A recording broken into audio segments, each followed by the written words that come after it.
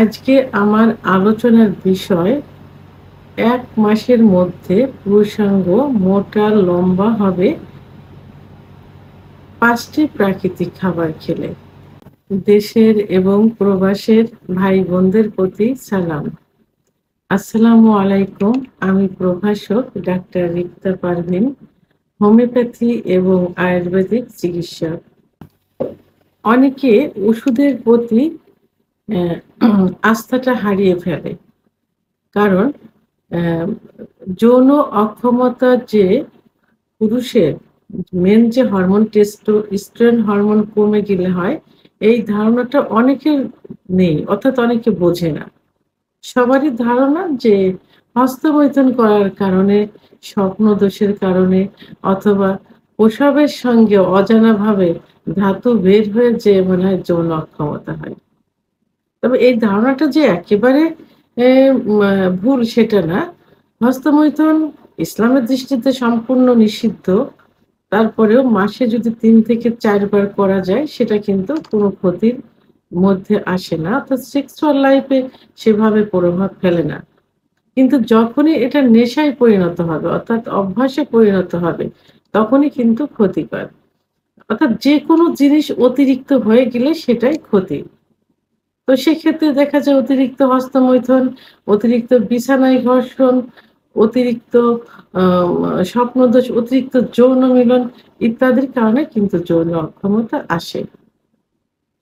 তো এখানে পুরুষের লিঙ্গ নিয়ে যে আলোচনা করব সেটা হলো যে পুরুষের লিঙ্গ সাধারণত বড় হয় কখন? পুরুষের যৌবন শুরু হয় ১২ থেকে ১৩ বছর বয়সে। অর্থাৎ ১৩ থেকে ১৪ এরকমের মধ্যে। তা ১৪ থেকে ১৮ বছর বয়স পর্যন্ত লিঙ্গ বড় হয়।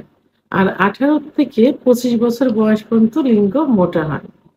তো এই সময়ের মধ্যে চলে লিঙ্গের উপরে বিভিন্ন অত্যাচার। অর্থাৎ যৌন যে অত্যাচারগুলো হয় এর উপর দিয়ে চলে।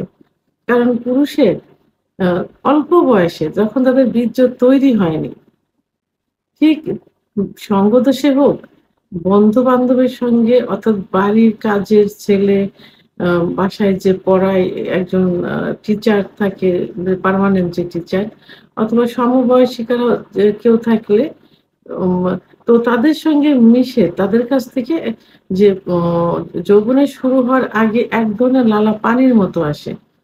এখন লিঙ্গেতে হাত দিলে পানিটার সাথে একটু সুখ অনুভব হয়।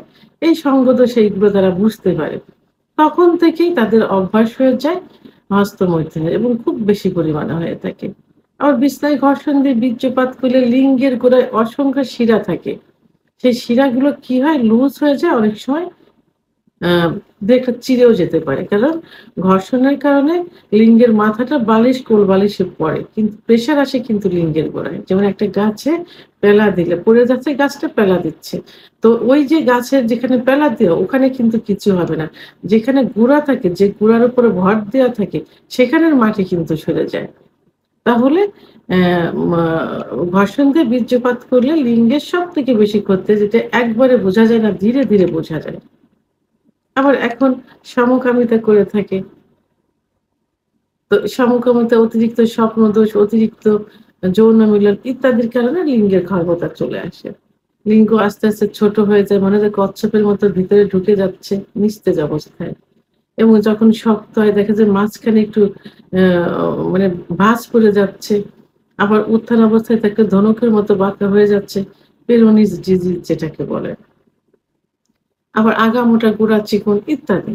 তো এগুলো যখন হয় তখন এরা বিভিন্ন ওষুধ খেতে থাকে গোপনে, গোপনে। অনেকে বিয়েও করতে চায় না, বিয়ে করেও না।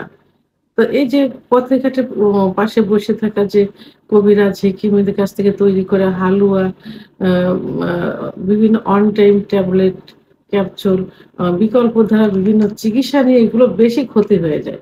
তখন এর প্রতি তাদের একটা আস্থা, সে আস্থাটা হারিয়ে ফেলে। তখন তারা ন্যাচারাল কিছু খাবার খেতে চায়। ন্যাচারাল কিছু মেসেজ খুঁজতে থাকে। তো সেই ন্যাচারাল অ খাবারের মধ্যে সাধারণত দুধ, ডিম, খেজুর, কাজু বাদাম, মধু, অর্গানিক নারকেল তেল ইত্যাদি খাবারগুলো অহরহ খেয়ে থাকে এবং খেতে থাকে এভাবে।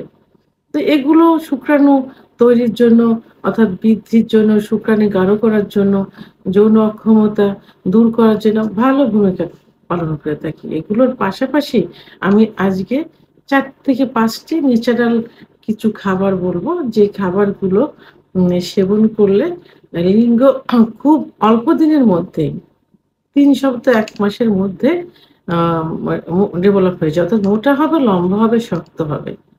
তার মধ্যে একটা পরিচিত যে এটা আসলে খাবার হিসাবে ধরা হয় না। এটা অনেকে জানেও না যে এটা খাবার। তো সেটা হলো ১ নম্বর ঝিনুক। আমরা ঝিনুক দেখে থাকি যে পুকুরে আ আ আশেপাশে কিন্তু ঝিনুক অনেক হয়ে থাকে। আবার এখন ঝিনুকের চাষও কিন্তু করে থাকে। তো এই ঝিনুকে পর্যাপ্ত পরিমাণ জিঙ্ক থাকে। এই জিঙ্ক শুক্রাণু বৃদ্ধি করতে, ব্লাড সার্কুলেশন করতে এবং দ্রুত বীর্যপাত রোধ করতে এবং নতুন কোষ সৃষ্টি করতে সহযোগিতা করে থাকে। তো এই মা আ মা ঝিনুক এখন কিন্তু ভালো, ভালো রেস্টুরেন্টে এবং ভালো, ভালো জায়গায় ঝিনুক কিন্তু আ খাবার হিসেবে খেয়ে থাকে। আবার অনেকে কিন্তু দেখবেন যে কাঁচাও খেয়ে থাকে, একটু মসলা-টসলা দিয়ে খেয়ে থাকে। তো এই ঝিনুকটা আপনারা প্রতিদিনের খাবারের তালিকায় মানে পার্সোনালি ফ্যামিলির অনেকে হয়তো এটা খাবে না। মানে এই রোগের জন্য, এইটার জন্য, এই যে সমস্যাটা হচ্ছে, এই সমস্যার জন্য আপনারা প্রতিদিন রান্না করেও খেতে পারেন অথবা কাঁচাও খেতে পারেন। কিছুদিন খেলে দেখবেন যে এই লিঙ্গ মোটা এবং শক্ত হয়ে যাবে, বড় হয়ে যাবে। ২ নম্বর যেটা সেটা হলো অ্যাসপারাগাস। অ্যাসপারাগাসে পর্যাপ্ত পরিমাণ ভিটামিন থাকে এবং খনিজ লবণ থাকে।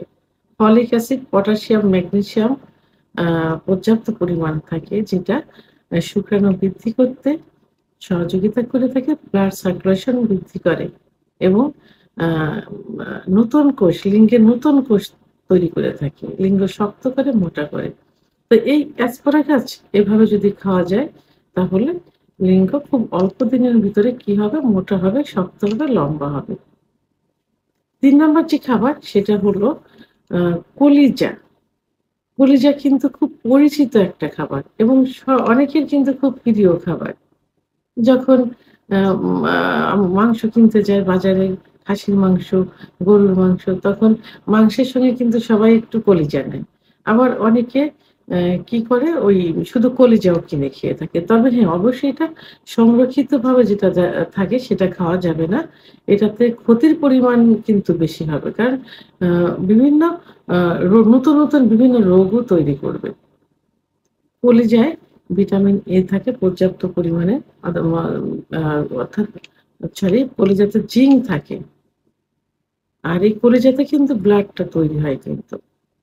তো এই কলিজা আ যদি এই খাবারের তালিকায় নিয়মিত একটু রাখা হয়, তাহলে খুব দ্রুতই শুক্রাণু বৃদ্ধি পেয়ে যাবে, যৌন ক্ষমতা বৃদ্ধি পেয়ে যাবে, দ্রুত বীর্যপাত রোধ করবে, উত্থানজনিত সমস্যার সমাধান করবে। অর্থাৎ ব্লাড সার্কুলেশনটা বেড়ে যাবে।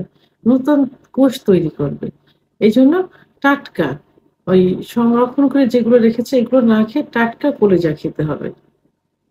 অর্থাৎ এটা আ খাসির, গরুর এই জাতীয় কলিজায় সবথেকে বেশি উপকার আসবে। আরেকটি অ্যা প্রধান খাবার, এই খাবারটা সম্পর্কে সবাই কিন্তু একটু কম বেশি ধারণা আছে এবং অনেকের প্রিয় খাবার। গ্রামে কিন্তু এই খাবারটা বেশি হয়ে থাকে। কারণ মাঠে এর চাষটা হয়ে থাকে বেশি। সেটা হলো মিষ্টি আলু। আমরা সাধারণত গোল আলু খাই। গোল, গোল যে আলু। আরেকটা আলু আছে মিষ্টি লম্বা, যেটা লাল হয়ে থাকে, সাদাও হয়ে থাকে। তো এই আলুতে পর্যাপ্ত পরিমাণে ভিটামিন এ থাকে। তো এই আলু অনেকে পুড়িয়েও খেয়ে থাকে, আবার অনেকে সেদ্ধ করে খেয়ে থাকে। যেভাবে খেয়ে থাকেন না কেন, সিজনালি সময় যদি এই আলুটা খাওয়া যায়, একটু নিয়মিত খাওয়া যায়, তাহলে কি হবে? লিঙ্গের ব্লাড সার্কুলেশনটা বৃদ্ধি পাবে, নতুন কোষ তৈরি হবে, লিঙ্গ শক্ত হবে এবং মোটা হবে। ৫ নম্বর সর্বশেষ যে খাবারটি বলব এটা হলো জয়ফল। জয়ফল কিন্তু খুব ভালো একটা খাবার। আ এখন অনেক এম আ ইস মা যে লিঙ্গের মেসেজের জন্য ওয়েল এবং অনেক অয়েনমেন্ট বের হয়েছে, যেটা তৈরির একটা প্রধান উপাদান কিন্তু জয়ফল। তো এই জয়ফলটা যদি নিয়মিত খাওয়া যায় কিছুদিন, তাহলে কিন্তু লিঙ্গের ব্লাড সার্কুলেশনটা বেড়ে যাবে, লিঙ্গে কোষ, নতুন নতুন কোষ তৈরি হবে এবং লিঙ্গ মোটা ও শক্ত হবে। অর্থাৎ এই জয়ফলটা অ্যান্টিঅক্সিডেন্টের কাজ করে থাকে। তো আমি যে ৫ টি খাবারের কথা বললাম, ন্যাচারাল যে খাবারের কথা বললাম, এই খাবারগুলো যদি নিয়মিত একটু খাওয়া যায় তাহলে দেখবেন ৩ সপ্তাহ থেকে ১ মাসের মধ্যে লিঙ্গের অনেক পরিবর্তন চলে আসছে। অর্থাৎ লিঙ্গ যদি আগে ভালো ছিল, এখন সেগুলো ক্ষতি হয়ে গেছে।